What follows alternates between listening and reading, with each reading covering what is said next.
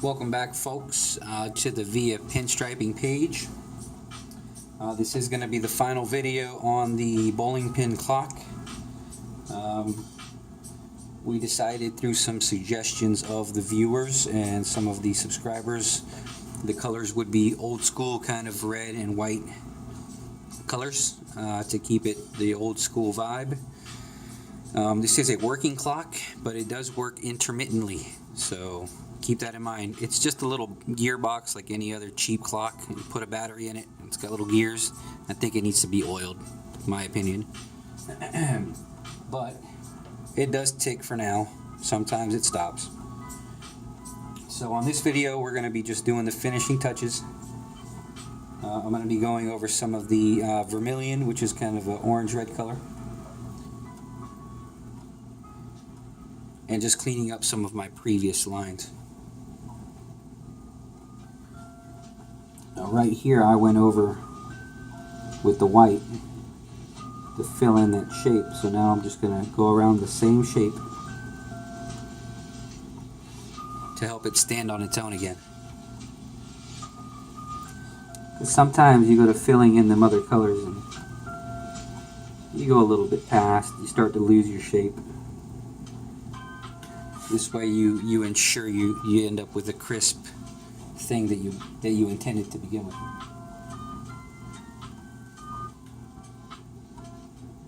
So if you can, and if you have the time and you're trying to do work, good work, you focus on the little details.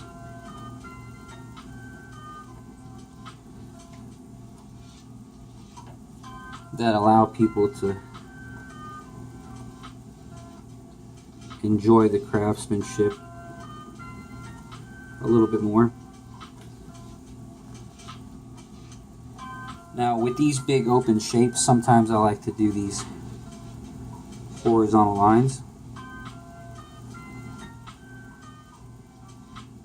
that just kind of split it up enough to where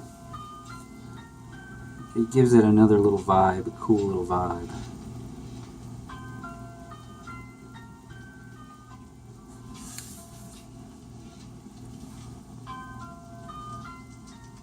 Almost the way the bowling pin itself has something that splits the top from the bottom. A normal bowling pin, as this was painted, had this orange kind of big fat orange stripe that zigzagged across.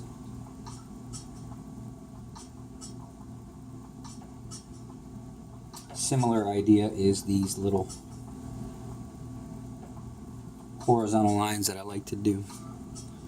Alright, now I'm going to clean up this shape here.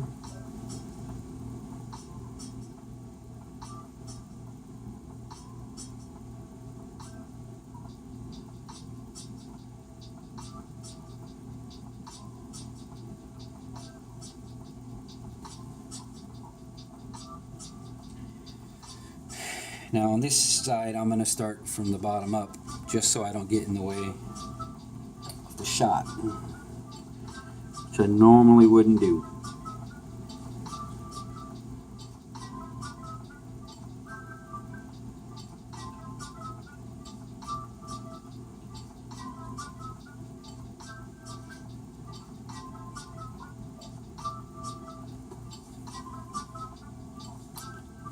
Now I did notice that on this side the white goes further out than this side, so what I'm going to do is I'm kind of going to fake it and cut it off early. That way both sides match.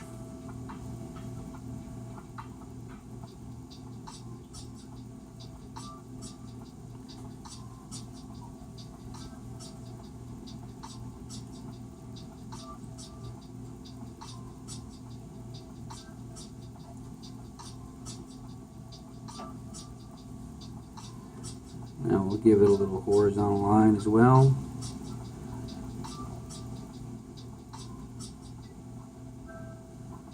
That will do two.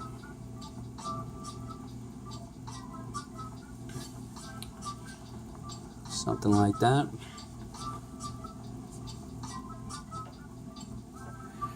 And now we're going to clean up the bottom part. Hopefully it'll focus.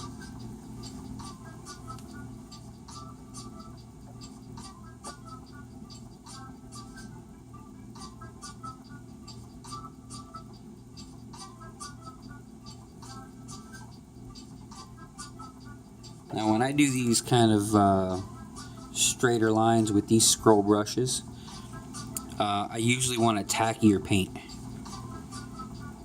So a little bit not so reduced, that way I have more control.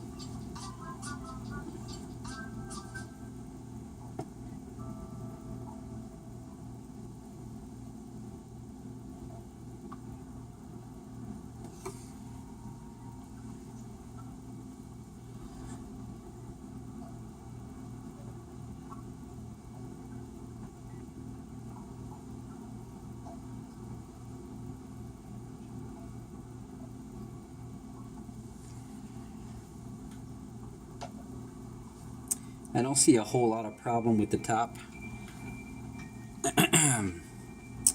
Maybe just this corner over here.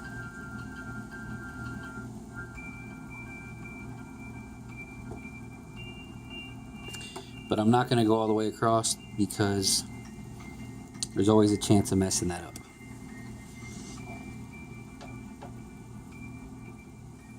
So if it isn't necessary, you don't always have to do it. Now what I'm going to do, I'm going to squeegee some paint out with a popsicle stick and make a little puddle on the magazine.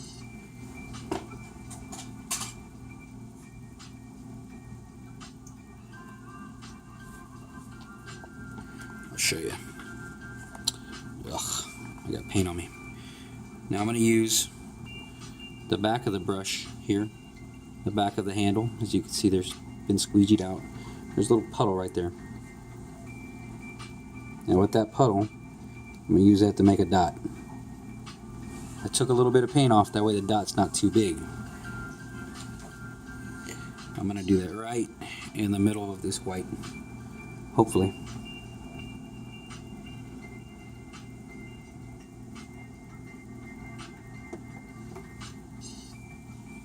See, little dot.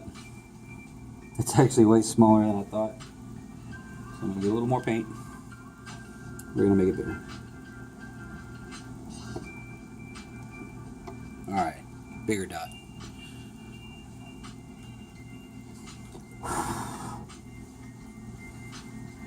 Now those are a little dangerous because if I got it wrong, I'd have to wipe all that crap off.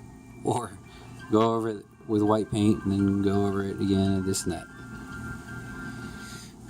So, let me give you a bigger view.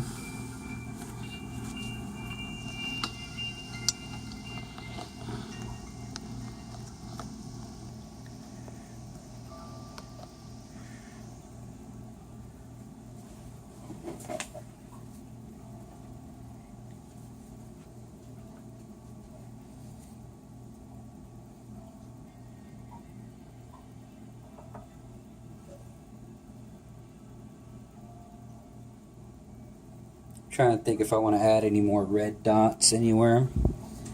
That's what I'm looking at right now. Now the other thing you want to be careful with is to make sure that the paint isn't too wet, because them dots could run if you're at an angle.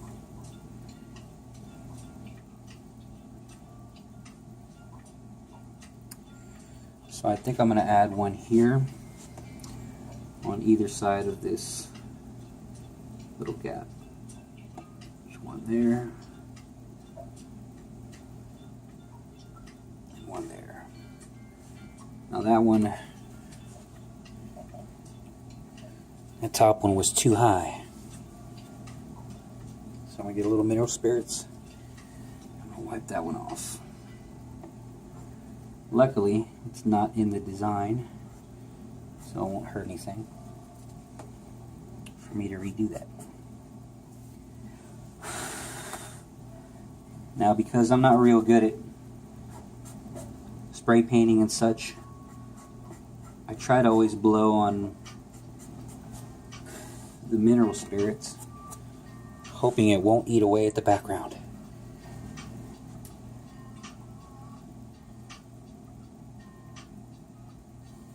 I really only ever focused on pinstriping, so when it comes to spraying paint, I don't don't know what the hell I'm doing.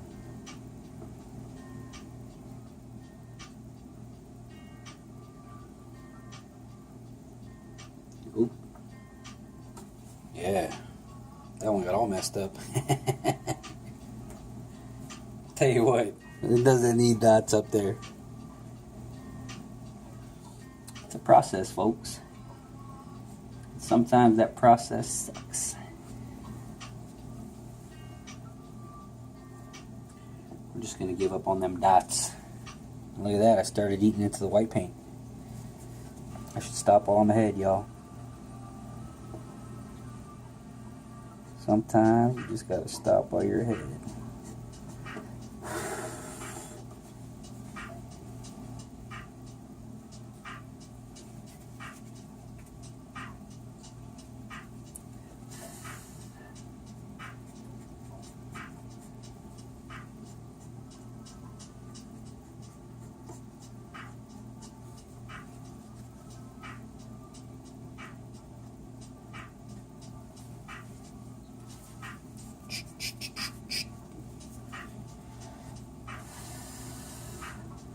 I always want to have some nice music playing in the background when I do these.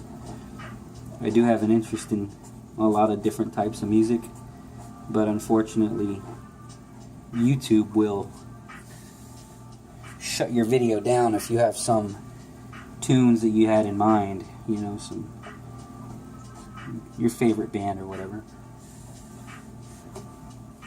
So I found if I play some real quiet instrumental stuff, it doesn't mess with it.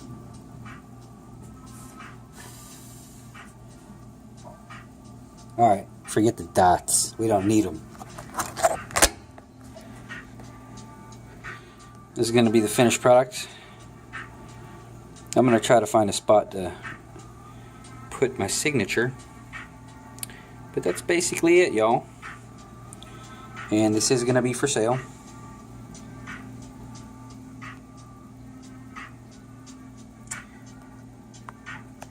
See, watch, if I tap it,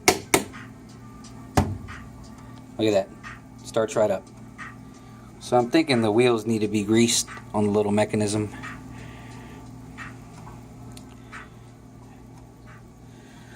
And it's very easy to pop off the back.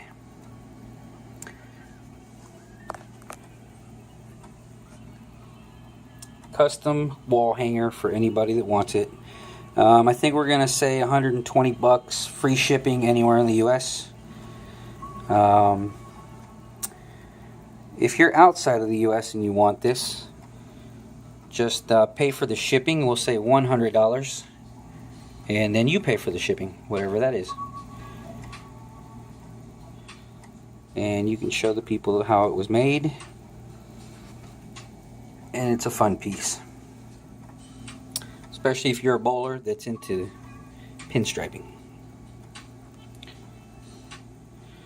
Well, alright folks, thank you so much for watching. Oh, I will say, I believe one of the subscribers called dibs. So if he doesn't want it, I'm going to check with him first. If he doesn't want it, it's up for grabs. But if you want it, just let me know, and I'll tell you what he said first. Alright y'all, have a good night. Thank you for watching.